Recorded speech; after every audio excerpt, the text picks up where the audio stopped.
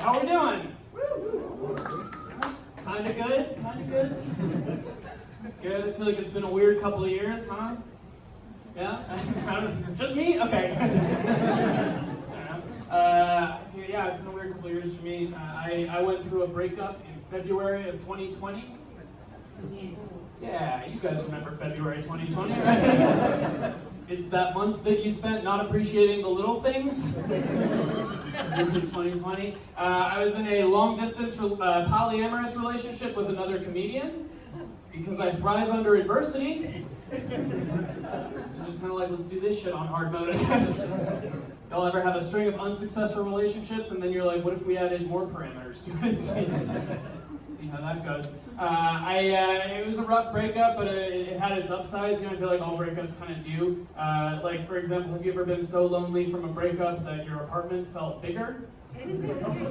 Because good God, did that happen to me. Oh my God, like Ken said, I'm from New York, my apartment is tiny, and I felt like I jumped tax brackets that day.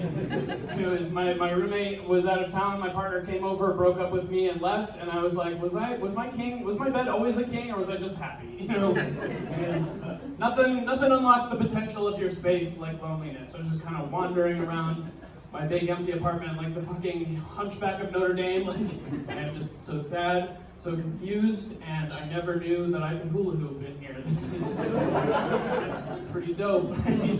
I feel like it's come in handy though, like whenever I need to move out of an apartment now and I have to list it, I can be like, yeah, it's 1,000 square feet, but 1,200 if you're afraid you'll never love again. I like getting out of New York because it is a nightmare. So I've been traveling a lot recently. A couple weeks ago I went to Austin for a friend's wedding.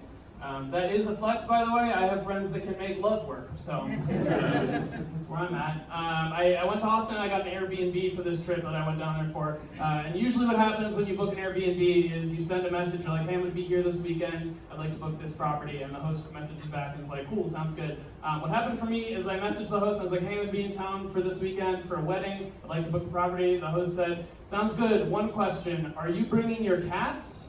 And that's a question that'll shake you to your core. That is. Because out of context, that is someone looking at you and going, you look like the kind of guy who would bring a cat to a wedding. And that is a devastating first impression for someone to have. And also just a nice reminder that sometimes the deadliest insults come in the form of innocent questions. Might as well have just been like, hey, just checking in here, are you a bad hang? Are you not fun to be around? I was trying to figure out like why he was asking, and I realized what it was when I had moved to New York, my roommate and I drove cross country, we moved with our cats, and we stayed in Airbnbs along the way, and we stayed in a bunch of Airbnbs that we only realized after leaving had no pet policies. So the number of cat-related reviews on my profile is statistically significant. And it kind of got me started to think about like the way that like different social media platforms sort of show different sides of you. You know, because like on Facebook I feel like I'm a normal person, and like on LinkedIn I'm like kind of a professional.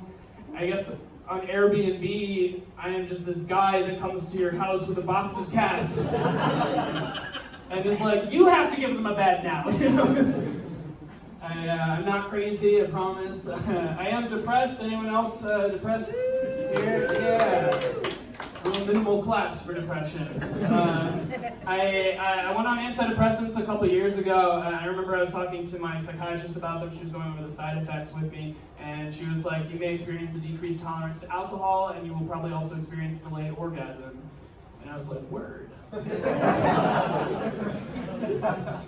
Not going to be drinking as much to get drunk, and I'm going to last longer in bed. Are those the things that are supposed to be making me less depressed? You know, like, is it actually doing anything chemically to my brain, or is it just making minor things more convenient for me? I was half expecting her to be like, yeah, you can go on Lexapro and it'll do those things, or you can go on Paxil, that would mean you don't have to pay for parking, and it'll make your extended family less racist. That's it for me, thank you guys so much.